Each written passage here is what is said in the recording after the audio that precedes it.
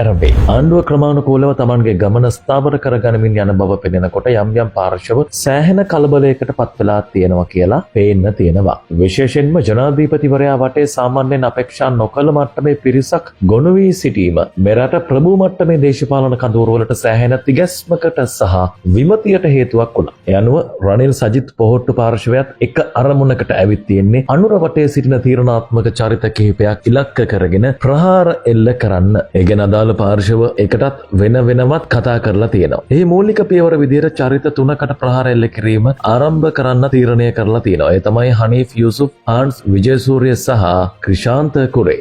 හනීෆ් යූසුෆ් කියන්නේ බස්නාහිර පළාත් ආණ්ඩුකාරවරයා. ඔහු දැඩි අධිෂ්ඨානයකින් ව්‍යාපාරික ලෝකයේ ජයගත් ජාත්‍යන්තර මට්ටමේ සන්නාමයක් බවට සිය ව්‍යාපාර ජාලය පුළුල් කරගත් විශිෂ්ටයෙක්. එක්ස්පෝ ලංකා හෝල්ඩිංස් ඔහු බිහි කළ දැවැන්ත ව්‍යාපාරික සන්නාමය වෙනවා. මෙරට කොටස් වෙළඳපොලේ අද්විතීය ආයතනයක් බවට එක්ස්පෝ ලංකා අත් වෙන්නේ ඔහුගේ ව්‍යාපාරික දැනුම හරහා. එම ආයතනයේ විකුණා දැමීමත් සමග කොළඹ කොටස් වෙළඳපොලේ එතෙක් මෙතෙක් විශාලතම ඉවත්වීම සටහන් වුණා. හනීෆ් තවත් ආයතන රාශියක පුරෝගාමියෙක් වෙනවා. නමුත් කිසිම විටක ඔහු දේශපාලනයේ ඍජුවම නැඹුරු නොවූ අතර පළමු වතාවට අනුර දිසානායකගේ වැඩපිළිවෙල පිළිබඳව පැහැදී වෙනසක් කිරීමට ඔහුට සහාය දෙන බවට පොරොන්දු වී සිය සහයෝගය ලබා දුන් ව්‍යාපාරිකයෙක්. හනීෆ් තමයි ව්‍යාපාරිකයින් අතරින් මුලින්ම ඉදිරියට ඇවිත් කෙලින්ම කිව්වේ අනුරගේ වැඩපිළිවෙලට සහාය දෙන්න ඕන කියලා. මීට පෙර කිසිම දේශපාලන ප්‍රවාහයකට ඍජුව දායක නොවූ හනීෆ් අනුරට සහාය දීම සඳහා පැමිණි නිසාම සාම්ප්‍රදායික සහ ප්‍රභූ පැලැන්තිය සමහරු ඔහු පිළිබඳව බද්ධ වෛරයකින් සිටින බවට වාර්තා වෙනවා. ප්‍රභූ පැලැන්තිය තිගැස්මකට ලක් වූ අනෙක් චරිතය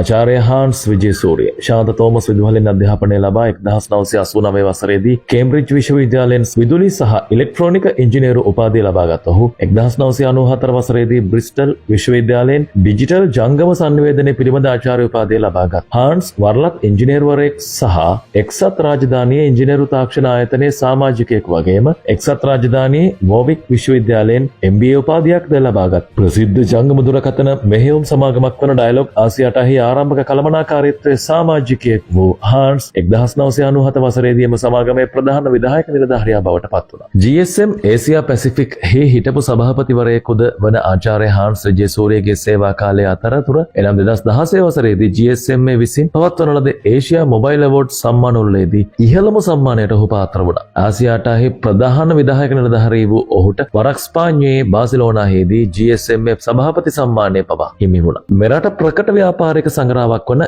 LMD සංග්‍රාව විසින් 2008 වසරේදී වසරේ ශ්‍රී ලාංකිකයන් ලෙසින් නම් කරනු ලැබුවේද ආචාර්ය හාන්ස් විජේසූරියයි. කිසිම විටක කිසිදු රජයක් යටතේ විධායක තනතුරු බාර නොගත් හාන්ස් මෙවර ජනාධිපති අනුරට සහාය දැක්වීම පිළිබඳව ඇතමුන් විශ්මයට පත් වුණා. විශේෂයෙන්ම ජනාධිපතිවරයාගේ ඩිජිටල් ආර්ථිකය පිළිබඳ ප්‍රධාන උපදේශකවරයා ලෙස ආචාර්ය හාන්ස් විජේසූරිය පත් කරගත් අතර එතෙක් ඔහු ජාත්‍යන්තර වශයෙන් දැරූ දැවැන්ත තනතුරත් අතහැර ජනාධිපති අනුර දිසානායක වෙත පැමිණීම ගැන බොහෝ දෙනා විශ්මයට පත් වුණා. ජාත්‍යන්තර මට්ටමේ දැවැන්තයෙක් වූ හාන්ස් සියවර ප්‍රසාද ඉවතලා පැමිණ මෙවැනි තනතුරක් බාර ගැනීම ගැන විශ්මයටත් කේන්තියටත් පත් සමහර සම්ප්‍රදායික ප්‍රභූ දේශපාලන කණ්ඩායම් ඔහුද තමන්ගේ ප්‍රහාර ලේඛනයට ඇතුළත් කරගෙන සිටිනවා. ක්‍රිෂාන්ත කුරේ කියන්නේ කීර්තිමත් විධායක නිලධාරියෙක් වගේම දේශපාලන හා සමාජ විශ්ලේෂකයෙක්. පළමු පෙළේ ආයතන රැසකම දැවැන්ත පෙරලියක් සිදු කළ චරිතයක්. පසුව ලේක් හවුස් හිල්ටන් වැනි ආයතනවල සභාපති දුරදරුව ඔහු මෙරට කීර්තිමත් පුවත්පත් කිහිපයක් ආරම්භ කිරීමේ ප්‍රමුඛයෙක්. රිවිර, ද නේෂන්, රැස වැනි පුවත්පත් ආරම්භ කිරීමට සංකල්පීය දායකත්වයක් ලබා දෙන්නෙත් ඔහු.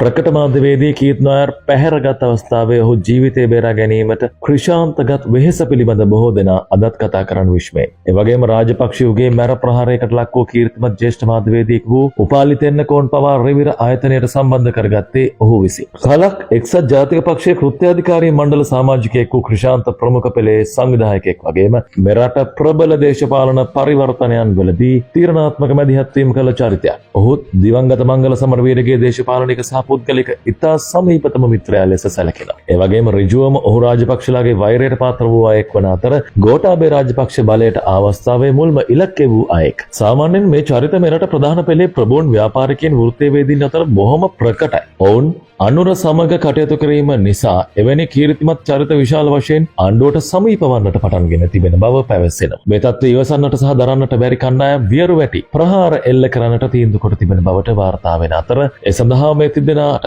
ඉතා සමීපව කටයුතු කළ සහ කරමින් සිටින ඇතම් පිරිස් සම්බන්ධ වී සිටින බවට පැවසෙනවා. එලෙස ප්‍රහාර එල්ල කිරීම සඳහා යම් වෙබ් අඩවි YouTube නාලිකාවලට බාර දීලාලු. අනුරව ඉලක්ක කොට ප්‍රහාර එල්ල කිරීමට අපහසු කණ්ඩායම් පවා මේ චරිත තුන ඉලක්ක කොට ප්‍රහාර එල්ල කරන අතර විශේෂත්වය වන්නේ එජාපේ සජබ පොහොට්ටු පාර්ශව තුනම ඒ ප්‍රහාර එල්ල කිරීම වෙනුවෙන් එකට එක් වී සිටින බවයි තතුදත් ආරංචි මාර්ග පවසන්නේ. මේ මොන දේ වුණත් ඉදිරියට තව තවත් අනීෆ්ලා හාන්ස්ලා ක්‍රිෂාන්තලා වැනි චරිත ජනාධිපතිවරයා වෙත සමීප වෙමින් සිටින බවත් වාර්තා වෙනවා කියලා තමයි ආරංචි.